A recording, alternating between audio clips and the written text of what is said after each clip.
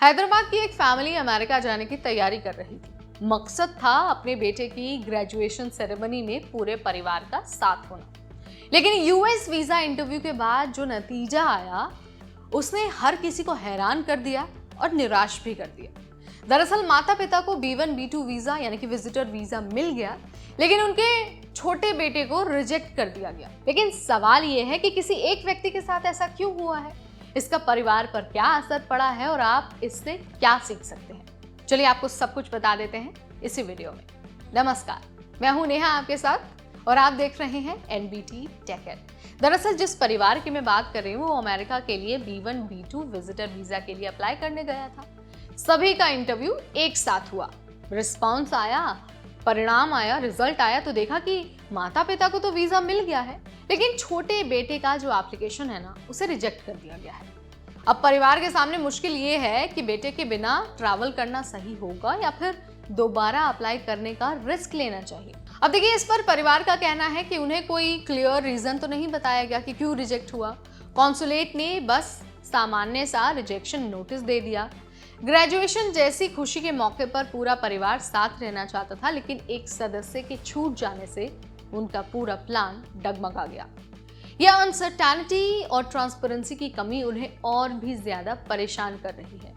Experts और online चर्चाओं के अनुसार कुछ इसके संभावित कारण हो सकते हैं। सबसे पहले तो बेटे की उम्र कम थी और क्योंकि वो स्टूडेंट थे, उनके इस सिचुएशन की वजह से उनका वीज़ा रिजेक्ट हो सकता है, ये कहा जा रहा है। इसके अलावा भाई का पहले से ही अमेरिका में होना भी रिजेक्शन का एक बड़ा कारण हो सकता है, और ये डाउट कि वो वापस भारत लौटेगा या फिर नहीं, ये भी एक मेजर कारण है जिसकी वजह से वीज़ा रिजेक्ट हो सकता है। और ये सिर्फ मैं नहीं कह रही हूँ, बल्कि सोशल मीडिया पर तमाम एक्सपर्ट्स का यही कहना है जो यूएस वीज़ा और इमिग्रेशन से रिलेटेड जो चीज़ें हैं उनके बारे में जानकारी रखते हैं। अब देखिए, कुछ लोगों का तो ये भी मानना है कि ये फैसला इसलिए भी लिया गया ताकि माता पिता ज़रूर भारत लौटे, लेकिन असली कारण किसी को नहीं पता। यानी कि कॉन्सुलेट ने अब तक क्लियर नहीं किया है कि क्यों एक व्यक्ति का B1 B2 वीज़ा रिजेक्ट हो गया।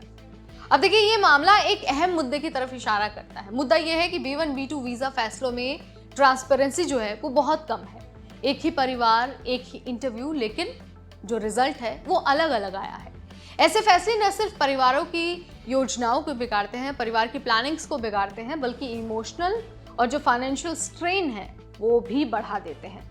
कई बार एक रिजेक्शन पूरा का पूरा जो ट्रैवल प्लान है उसको डिस्टर्ब कर देता है। तो वही ये थी हैदराबाद की उस फैमिली की कहानी जो अपने बेटे की ग्रेजुएशन में शामिल होने के लिए तैयार थी, लेकिन वीज़ा रिजेक्शन ने उनका सपना तोड़ दिया। तो भाई, इससे ये तो सीखा जा सकता है, ये तो समझ में हमें आना चाहिए कि भले ही आपकी तैयारी कितनी दुरुस्त हो, लेकिन अगर आपके टाइज उतने स्ट्रांग नहीं हैं, अगर आप ऑफिसर को ये बताने में, ये जताने में कामयाब नहीं हुए कि आप भारत वापस लौट जाएंगे, तो आपका वीज़ा रिजेक्ट हो जाएगा। तो मुझे लगता है कि अगर आप भी B1 B2 वीज़ा के लिए या फिर किसी और वीज़ा के लिए अप्लाई कर रहे हैं तो इन सारी चीज़ों को ध्यान में रखना चाहिए। आप किसी इमिग्रेशन अटॉर्नी की सलाह ले सकते हैं या फिर आप वेबसाइट पर जाकर खुद भी सर्च कर सकते हैं, पढ़ सकते हैं इसके बारे में और जानकारी हासिल कर सकते हैं।